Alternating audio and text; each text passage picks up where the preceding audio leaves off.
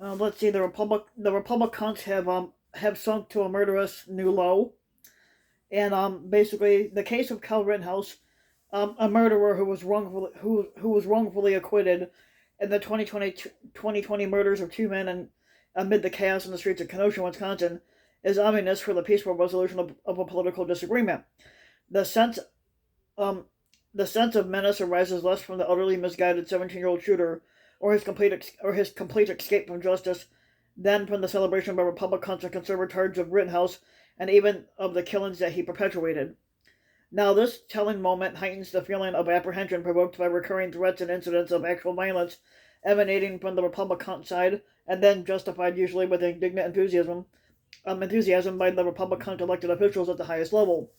But the anger and hatred that have long simmered within that party are rapidly devolving into homicidal rage. Consider consider the matter of Representative Paul Gosar, who's a Republican from Arizona.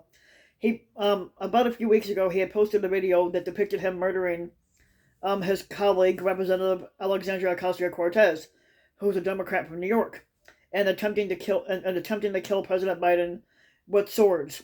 Um, Gosar's fantasy bloodbath resulted in him being censored. This offensive cartoon wasn't even original, ripping off an identical 2016 meme that showed Donald Trump attacking Hillary. While Gosar's own siblings warn that he is mentally ill, their diagnosis doesn't excuse him, or Republicans who voted to shield him from being censored. And no public official in this country is entitled to promote deadly mayhem against his or her opponents, even as a symbolism or humor without being held accountable. All all but two House Republicans voted to excuse Gosar's glorification of political violence. House Minority Leader Kevin McCarthy remained silent for weeks until he finally issued a weak statement claiming that he had spoken with Gosar, who took the video down and made a statement that he doesn't support violence to anybody. And not only did McCarthy fail to utter a word condemning Gosar's behavior, but he promised the day after the censure vote that if Republicans win the House majority next year, both Gosar and the Representative Marjorie Taylor Greene, another apostle of barbarism, on the lookout for Jewish space lasers, will be restored to the committee seats that were fortified by their gross misconduct, and they may have better committee assignments, said McCarthy. And with his courting of white nationalists and adoption of the neo-Nazi symbols, Gosar is a figure whose extremism would have embraced Republican leaders not so long ago. Only 2 years ago, in fact, McCarthy was sufficiently ashamed.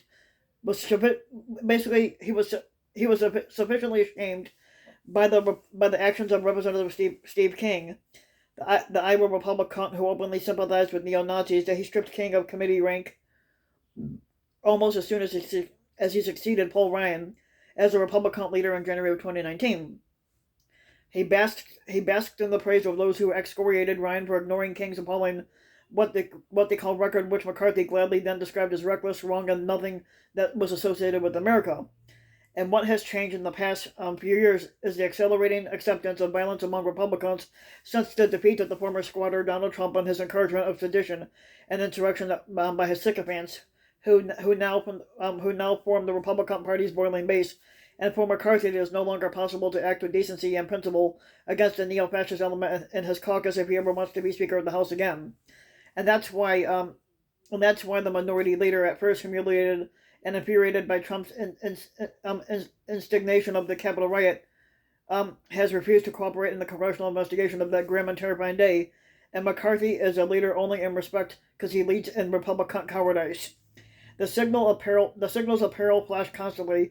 At a public event in Idaho, where a man asked when he could kill these people, meaning Democrats, and he was applauded loudly at school board meetings across the country where concerned parents threatened to murder public officials and their families at the homes of election officials who answer the phone at night and hear obscenely menacing words.